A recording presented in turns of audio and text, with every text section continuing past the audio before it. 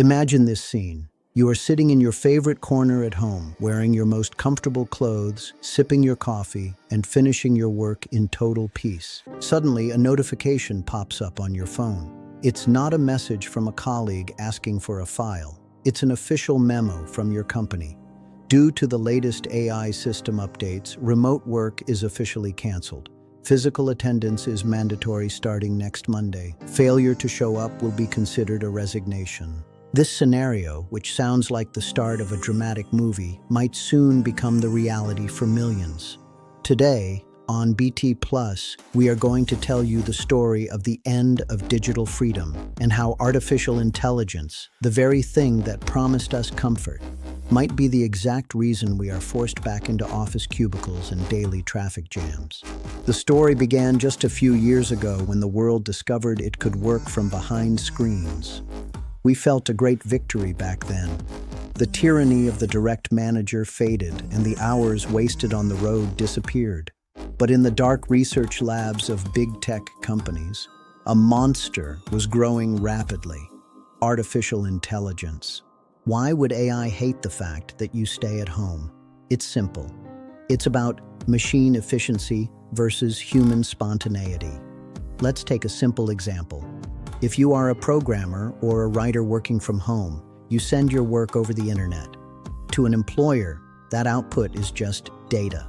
Since AI has become incredibly good at processing data, the employer will eventually ask, why am I paying a full salary to a human living in another city for a task that ChatGPT or an AI model can do in seconds for pennies? Here lies the bitter truth. Any job that doesn't require your physical presence is the easiest job to replace.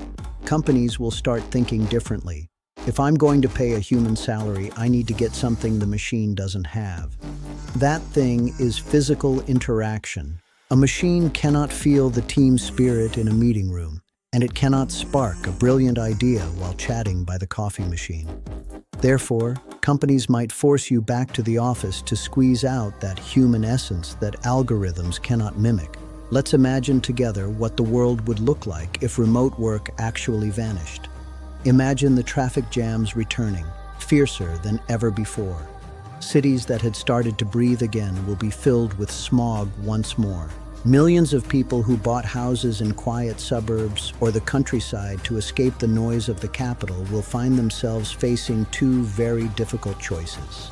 Either sell their homes at a loss and move back to tiny apartments near the office, or spend half their day commuting. Speaking of housing, real estate prices in major cities will explode. Imagine the price of a small room in New York, Dubai, or London equaling a worker's entire salary, simply because everyone is forced to live next to the office. We will return to the era of choked cities, where humans turn into gears in a giant machine, and the only goal is to show up physically to prove we are not robots. It doesn't stop at housing and traffic. It extends to surveillance. At home, you are the boss of your own time. You take a break when you're tired. But in the AI era office, cameras and smart systems will watch everything. There are technologies today that can analyze your facial expressions to see if you are bored or exhausted. AI will transform from being your assistant at home to your overseer at the office. It will track how many times you left your desk and exactly how many hours you spent actually working. Returning to the office won't be a social outing. It will be a return to a high-tech, high-pressure, monitored environment. Even human relationships will change. In the past, we went to the office to meet friends. But in the future, competition will be brutal. An employee will always ask themselves, is my colleague sitting next to me better at using AI than I am? Will they take my place? Offices will turn into racing tracks where everyone is trying to prove their human value to the management. But why would companies do this, even though they save money when employees work from home? The secret lies in loyalty. Companies have discovered that a remote worker often doesn't feel like they belong to the company. They see the company as just a bank account that sends a salary at the end of the month. AI doesn't need loyalty. It needs direction. To ensure an employee won't leave for a competitor the moment they get a higher offer, the company wants them inside its walls. They want to make them part of the office culture. In this long journey, the biggest loser might be the work-life balance.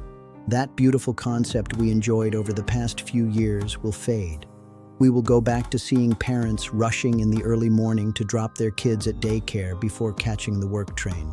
We will go back to spending the entire weekend just recovering from the exhaustion of the office week. The story of the disappearance of remote work is a story of a struggle between digital comfort and existential necessity. AI is not just computer code. It is an economic force pushing us to rethink everything. If you think your remote job is safe forever, maybe you should start dusting off your formal clothes. The algorithm might soon decide that your home is not the right place to earn a living. In conclusion, we at BT Plus are not trying to scare you. We are trying to read between the lines of the reports from major tech firms. The world is changing, and AI is redrawing the map. Will returning to the office be the price we pay to stay human in the face of the machine? Or will we find a third way that combines freedom and productivity? Thank you for watching BT Plus. We want to hear from you. Are you ready to give up your pajamas and put on a tie again just to keep your job?